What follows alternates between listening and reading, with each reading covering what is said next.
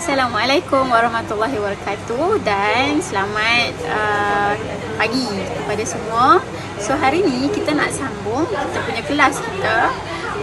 Minggu lepas kita belajar tentang kedaulatan. Maksud kedaulatan iaitu kuasa tertinggi yang sebuah negara ada dan mereka bebas untuk menentukan pemerintahan sendiri.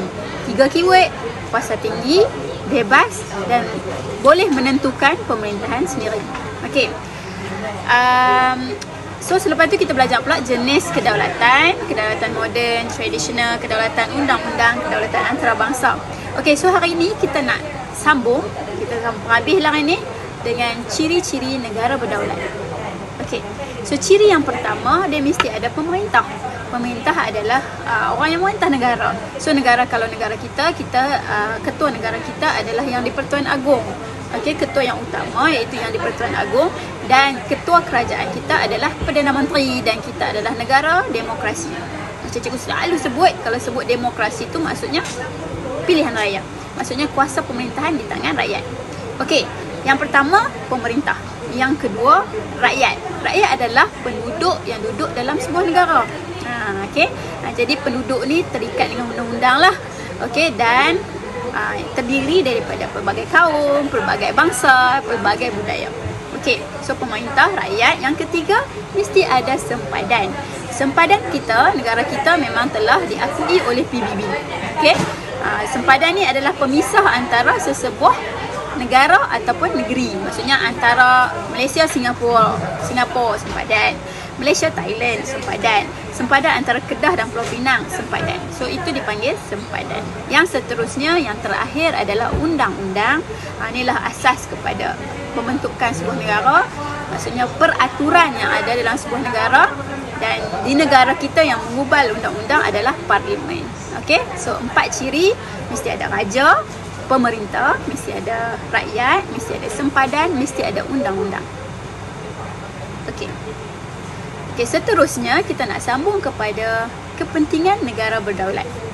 Okey, kepentingan negara kita berdaulat? Jadi kita faham konsep dia iaitu negara kita bebas. Kita tak terikat dengan mana-mana dan kita tidak dikuasai oleh mana-mana. So kebaikan dia apa? Kebaikan dia yang pertama, mestilah kita pentadbiran yang berkesan. Okey, kita boleh menentukan pentadbiran sendiri.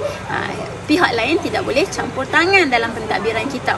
Okey, so yang kedua, mesti daripada segi tadi politik iaitu pentadbiran. Daripada segi ekonomi, maksudnya kita berhak untuk menentukan ekonomi kita. Kita nak bagi tolong rakyat ke, kita nak meningkatkan taraf hidup rakyat ke, kita nak membangunkan bidang pertanian ke. Macam negara kita, contoh kita nak pilih pertanian. Okey, contoh negara kita lebih pada perindustrian. Kalau New Zealand, dia pun mereka untuk memilih untuk lebih kepada pertanian dan pelancongan. So terpulang. Sebab apa? Sebab kita ada kedaulatan. Okey, yang seterusnya adalah kesejahteraan sosial.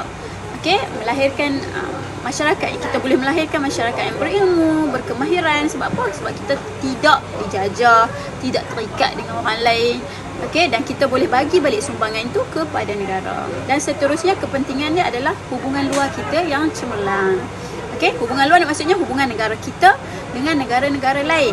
Bila kita berdaulat, kita bebas, negara lain pun nak berkawan dengan kita, nak adakan hubungan dengan negara kita dan kita pun boleh mengadakan hubungan dengan negara luar. Okey, dan dapat meningkatkan imej negara. Okey, so macam mana kita nak menjaga langkah mempertahankan yang terakhir, kedaulatan negara? Macam mana kita nak jaga kedaulatan? Macam mana simple dia, macam mana kita nak jaga kemerdekaan negara kita, nak biar negara kita sentiasa merdeka, tak mau dah kena jajah macam dulu. Okey, yang pertama kita kena wujudkanlah kestabilan yang politik. Okey, daripada segi pemerintah, okey, kita nak pemerintah mestilah cekap, tak boleh ambil rasuah, mestilah adil. Okey, daripada segi rakyat pula, rakyat mesti setia kepada negara, menyokong pemerintah, menyokong kerajaan, usaha-usaha yang dibuat oleh kerajaan. Dan yang paling penting adalah patuh kepada undang-undang. Okey, yang kedua, macam mana kita nak kekalkan kedaulatan? Iaitu kita kena kekalkan perpaduan kaum. Okey, kalau pemerintah tu dia nak buat macam mana? Dia buatlah undang-undang untuk berkaitan dengan perpaduan.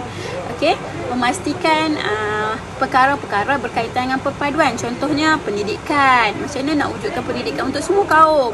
Okey, daripada segi bahasa, macam mana nak buat bahasa yang dapat digunakan untuk semua kaum? Okey, so kerajaan kena buat kempen-kempen kesedaran kepentingan perpaduan. Okey, rakyat pula macam mana nak bagi keperpaduan kaum, nak wujudkan keperpaduan kaum di kalangan masyarakat? Okey, menggunakan bahasa negara, memahami budaya orang lain, menghormati orang lain. Macam itulah. Okey, seterusnya adalah kita nak kukuhkan pertahanan negara. Kalau daripada segi kerajaan, macam mana kerajaan buat adalah menggubal undang-undang untuk keselamatan negara. Okey, so kita buat mengadakan perjanjian pertahanan dengan negara-negara luar.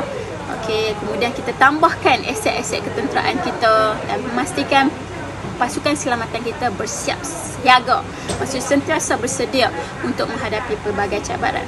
Okey, rakyat pula, rakyat kena sentiasa teka dengan isu keselamatan negara. Kita boleh menganggotai pasukan keselamatan dan sanggup berkorban untuk negara.